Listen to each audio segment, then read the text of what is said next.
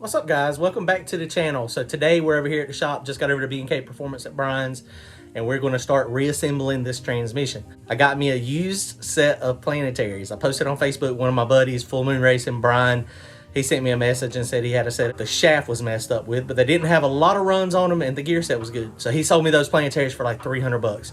So now I got to take those apart and I'm going to put them in. The other thing I'm going to do, I'm going to go ahead and pack the high gear clutch assembly, and I've also got to put new gear set in the front pump. So let me show you this stuff real fast. Let's get going. Okay, so this front set, you can see this is the set of planetaries. It looks like the bushing back here in the back of the transmission, it looks like this thing either grabbed with a roller bearing or something and got hot, and you can see it's nice and twisted. So the output shaft on this planetary set is ruined. It's no good. And these things are 180s, and they were built just a couple years ago, so these are not very old at all. So they didn't have many passes on them. And these, the gears, you can see the gears are in great shape. There's hardly any wear at all on them. So we're gonna take these apart and we're gonna put them in my case. And the reason this is, some planetaries, it depends on which one, where these are TIG welded on in the back, this is a bolt-on deal, and you can, change the output shaft on it. But the guts in here are gonna be fine. Needle bearings everywhere. So I'm gonna be really careful on how I take this apart. I'm gonna try to take it apart very, very slow, and maybe all the needle bearings won't come out is my plan. Brian's got a nice handy dandy hole in his counter here, and that's exactly what this is for, is this drops down in there to make it so that when you're working on it, it's easier to get it in and out. I'm gonna take all of these nuts off, and then we'll loosen these up and we're gonna try to pop it through. Let's see if we can make it happen.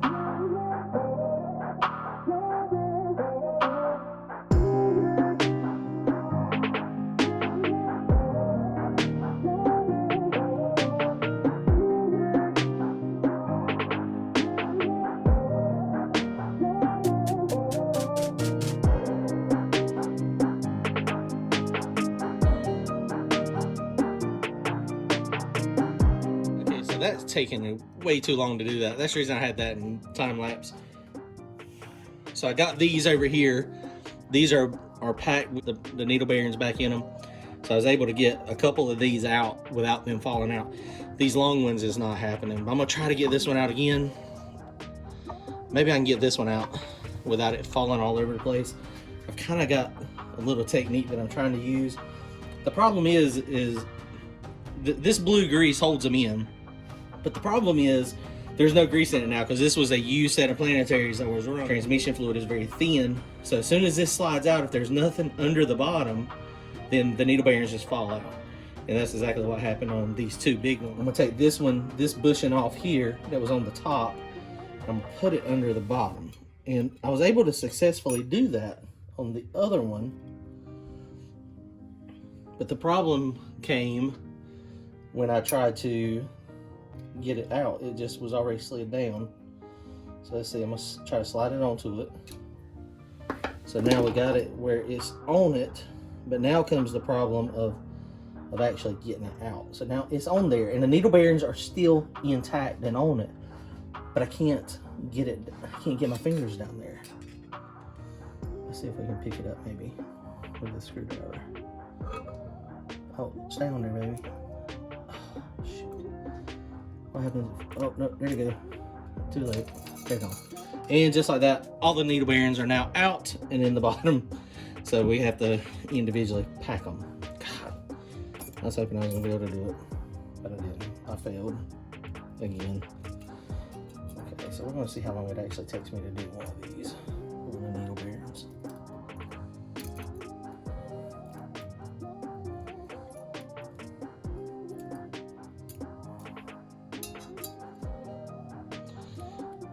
Put a bunch of grease in it,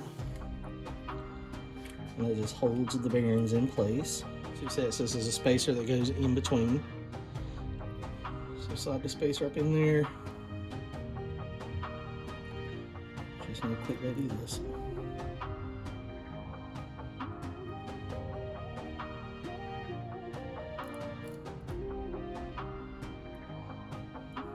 So just take your time.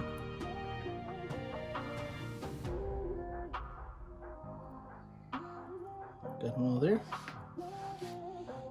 So those are good.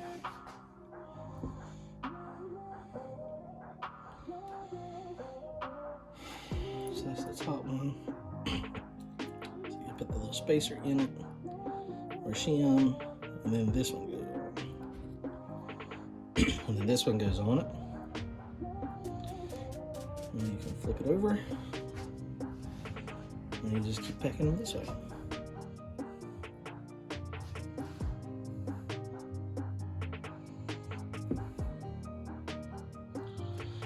Okay. So now I'm just going to verify that they're all there, all in there. A little bit more grease on this side. Spacer back on it. Boom, yeah. That took me 10 minutes to do this one gear. That's crazy. 10, 20, 30. It's about an hour probably. So now we're going to take this one out. And now this one is no good. So now let's take this old one. I say the old one, but the new one. The old one is going to have the new gear set. And now shove that in there and then start putting all this stuff that we just took out into this. Check this out.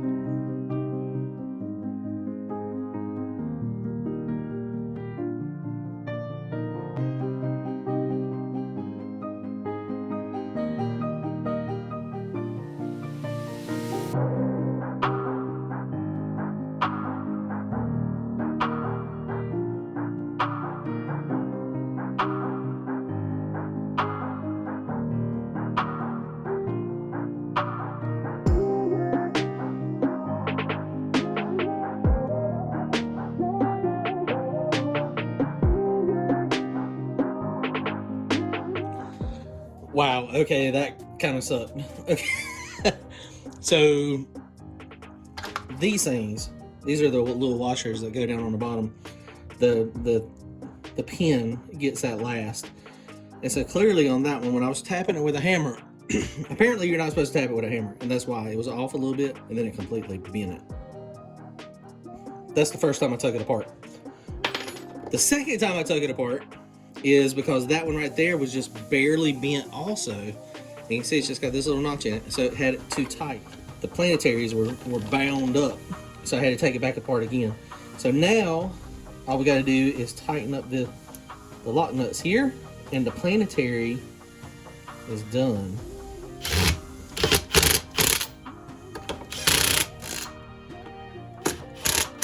Wow, what a pain in the butt that was. So we are set. Okay, so putting the planetary together took a lot longer than I anticipated. So we're going to pack this high gear clutch pack real quick. So you can see I've got the red clutches. Let's take all this apart. We're going to pack the clutches real fast and see what we get. And I'm going to reuse my steels here. What I'm going to do is get some sandpaper and just do a little bit of scuffing on them. I'll go clean them outside real fast, and then we'll scuff them. We got these things scuffed all up, and I have been already messing with this because it takes a little time to get this stuff set up. But you can see all I did was take sandpaper and just kind of hit these so that it can bite into the clutch. Do a steel and then a clutch, a steel, a clutch, a steel, a clutch, and you want to do that all the way through. And if you count those, I've got 10 clutches, which are the frictions. And the top one, you notice there's not a steel. So you got a steel that goes on the bottom, it goes down here on the piston. And so these are going to stack in here like this. And then the top one is going to ride on this one. And so that'll be the steel. Now, the way I had it previously, I only had 9 clutches in here. And these clutches are the same thickness. You can get steels in different thicknesses. Most of the ones we got here are 60s. Most people, they like to have about 10 thousandths per clutch. So if you get 10 thousandths per clutch, then you'll have about 100 thousandths of clearance. And so what happens is when this thing's in first gear, the band is applied, so it is spinning the clutches. So if it's too tight, then you're gonna have a lot of friction there. If it's too loose, then there's a chance you run a risk of this piston popping out the bottom of the hub. So, you know, some people say, you know, 7 or 8 thousandths per clutch. Some people say 10 per clutch. My goal has always been about 10, with the understanding that I could be a little bit tighter than that and not really have a problem. So I went through and I decided to go ahead and put all 10 clutches back in here. I'm adding another clutch, so I'm adding 10% holding power. So you stick this in there. So you want to just alternate back and forth. Clutch and still, clutch and still. Now if you get to the point, like the way I had it before, the way it stacked out, I had 9 clutches, and at the very top, I had a steel on top of a steel that made it up against this thing. And that was okay, because you can run a steel against a steel, it's no problem. Back in the old days, when Powerglides were coming in the factory cars, then what you would have to do is, when you took it out when you were trying to make performance, at the very top, they had a very thin, wavy steel. So it was like this, but it was very wavy and it was very thin. And what it was used for is that was so that it wouldn't it wouldn't shift real hard. You know, they wanted these things in luxury cars. So when it was in a luxury car, that would make it so that it would be okay and not shift real hard. Okay, so we got 10 in here now. So the other thing you got to look, this is a special hub. This is a 10 clutch hub here. A normal one does not come up high enough to grab the 10th clutch here. So that one does. I'm actually going to go ahead and take this back out because I've got to, before I finish this, I've got to go soak my clutches. That's something else you want to do. So the way you measure the distance here, so this pops down on here, and then most of the time you can just shake it.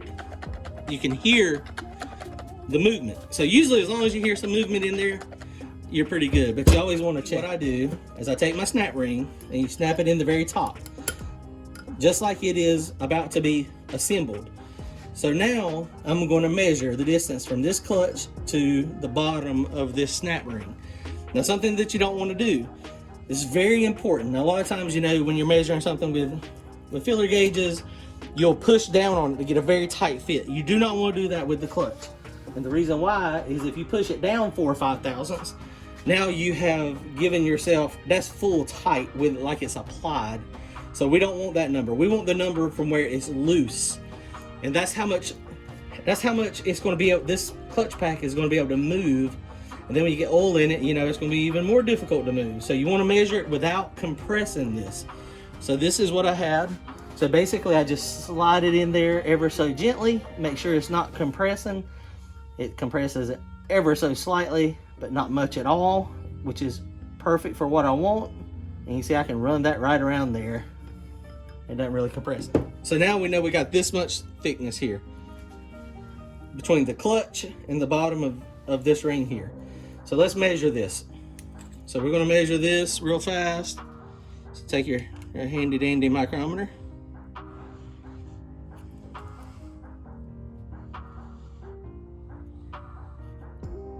So about 205 thousandths or so. So let's say 205. 0.205. So that's how much we got here. That's the total clearance. So now, since this is going to be in between the snap ring and the clutch is going to be actually on this, now we got to mic this out. 127 thousandths is what I get there. So 127. So minus 0.127, that gives us 78 thousandths clearance is what we have in this scenario. So, I mean, I would like it to be 20 thousandths more total, but I mean, when you think about it, I mean, that's really only adding, you know, about 2 thousandths per clutch. If you say it's got 10 clutches. So, you know, that could be the difference between how much I'm applying this. We know we're pretty close. So 70, 80, 90, 100 thousandths. You don't want to go much over 100. I mean, I've heard people going 100, 110, 120, but that's probably a little excessive in my opinion. So 78 thousandths is what we got. So that's what the numbers we have, what we're going to have for our clearance here. And I could probably get another one in there. Let's put one more in there and see how much it compresses. So this is another, let's put a 10 thousandths in there and just see. So that would give us 88 if this one goes in there fairly easy. And it goes in there fairly easy. It is compressing just a little bit, but not much. You see it's grabbing the clutch, but it's not grabbing it much. When I take that 10 out, I can get it in there and get it out without it pulling on the clutch. But now what I need to do is I need to go and soak these in fluid real fast. let these soak for a few minutes, and then we'll do final assembly.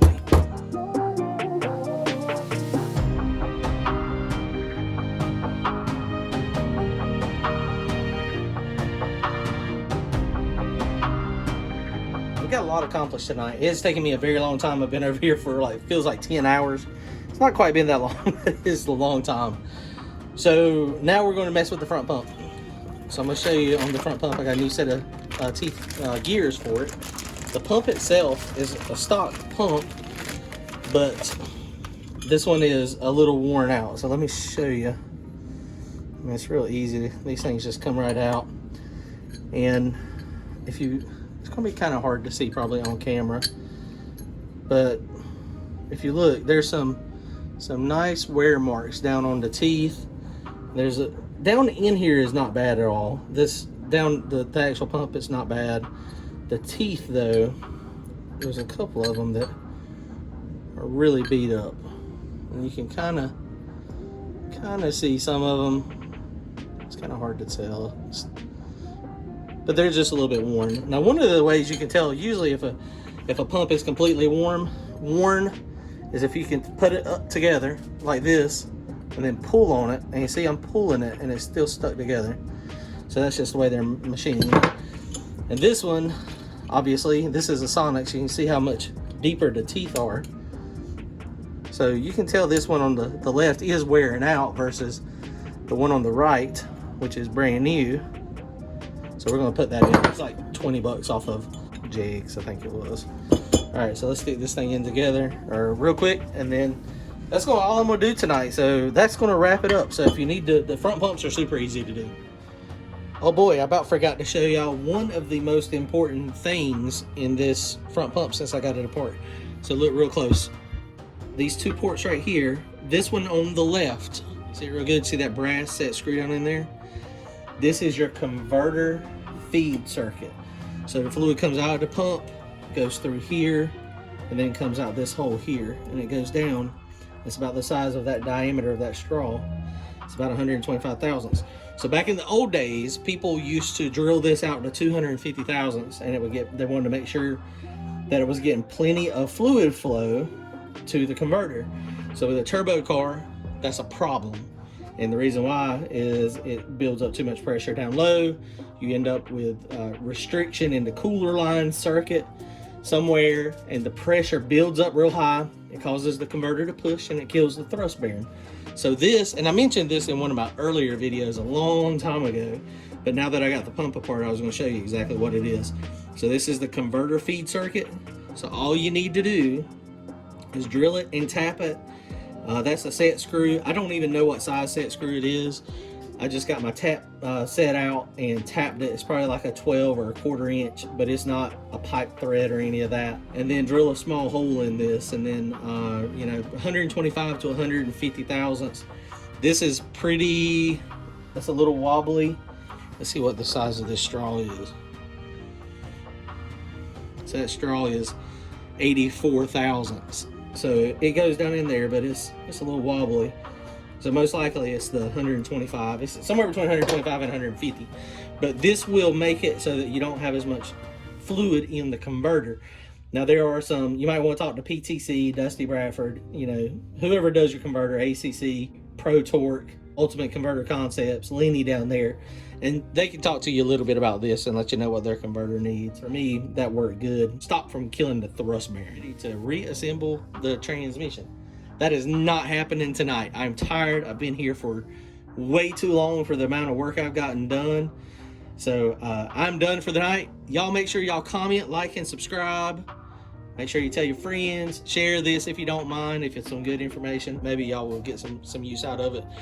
But we'll see y'all soon. Y'all go fast and get some win lights. Thanks.